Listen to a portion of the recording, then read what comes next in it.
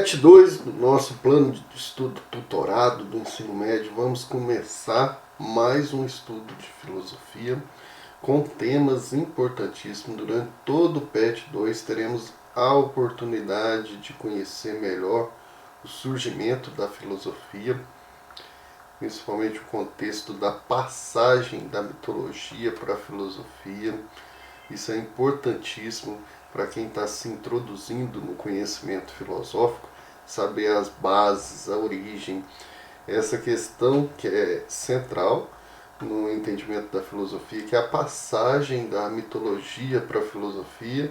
Nós vimos isso um pouco no PET 1, da cosmogonia, né, que são as narrativas mitológicas da origem do cosmos, para a cosmologia, que é o estudo do cosmos agora. Então não são mais narrativas, mas são verificações. E a filosofia ela tem um elemento importantíssimo no mundo ocidental, que é a estruturação do pensamento de forma mais rigorosa, universal, sistemática, no sentido mesmo de aprofundar. A palavrinha filosofia é conhecida por todos, tem esse sentido aí de amigo, amante da sabedoria, né? Só que um dado interessante que muita gente não sabe, que essa palavrinha foi atribuída a Pitágoras, que ele que cunhou esse termo, distinguindo assim dos sábios. Uai, filósofo não é sábio? Só que o sábio tem sempre aquele sentido de que ele tem a sabedoria, ele tem a verdade, tem o conhecimento.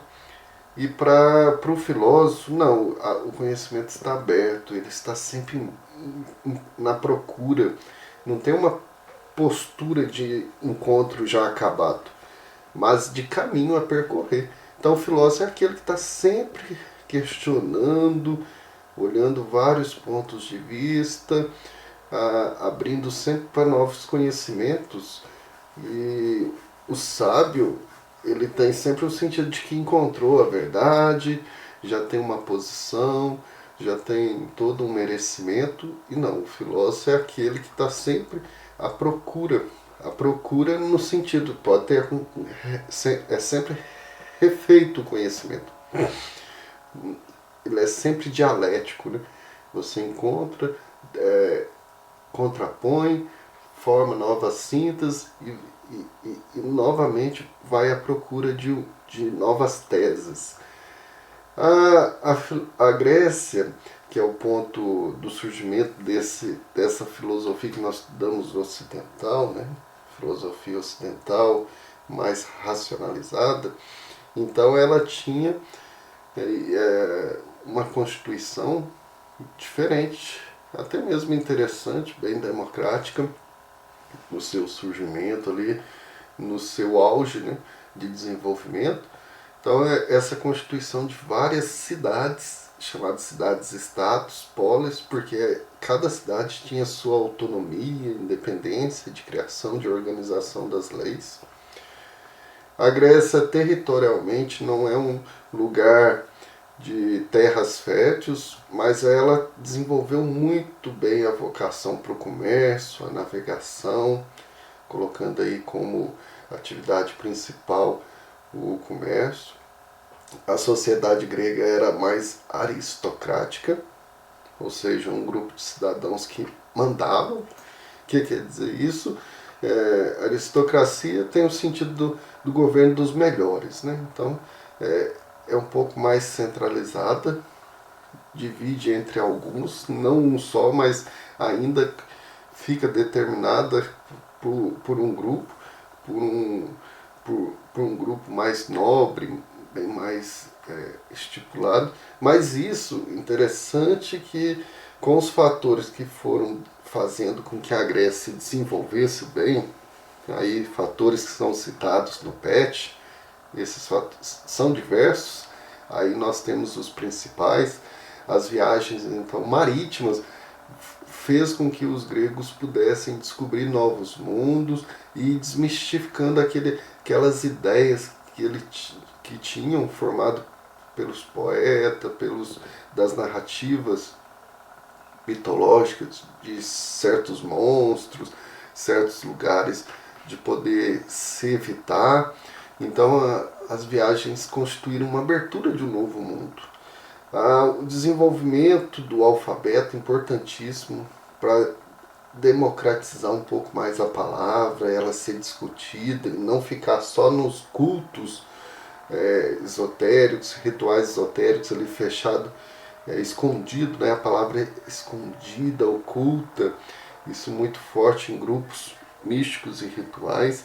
Então a palavra agora é discutida na ágora, isso é interessantíssimo, tem todo um sentido simbólico aí de divulgação daquilo que é a palavra. O crescimento urbano também foi muito característico, então com várias questões envolvidas com o comércio e principalmente a criação da política.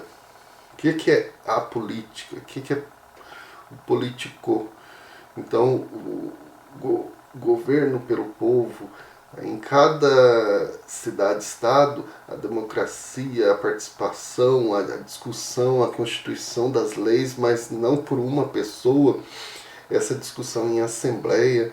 Então foi muito importante e nesse sentido, agora a palavra que se desenvolve aí constantemente nas discussões não é mais um rei, um monarca que não tem mais sentido uma pessoa só ditar, ela é discutida. E nisso foi muito importante para o surgimento da filosofia, e a filosofia contribui para o surgimento da política. Então ambas se corroboram e é importantíssimo nesse sentido para o desenvolvimento das ideias, para que aquilo que era mítico, as narrativas que tinham muitas verdades já constitutivas, são questionadas, deliberadas de forma diferente. Esses elementos são centrais na filosofia. Então, aí a semana 1 nós temos, vamos dizer, uma abertura, porque durante todas as outras semanas vão detalhar um pouco mais, nós temos essa abertura para conhecer um pouco mais o que é a filosofia no seu contexto ocidental, como que ela surge. As atividades da semana são 3, fechadas, objetivas, mas o que é importante para o estudante, principalmente aquele que está se preparando para o Enem, perceber um pouco mais com detalhes sobre essas questões, que são assuntos muito importantes para nosso conhecimento, nossa formação pessoal, que é a base da nossa cultura ocidental, e para esses que preparam para o Enem também, sempre é um assunto que cai, que é esse início, essa emergência da necessidade da filosofia, do seu surgimento. Bons estudos, boa leitura e até a nossa próxima aula.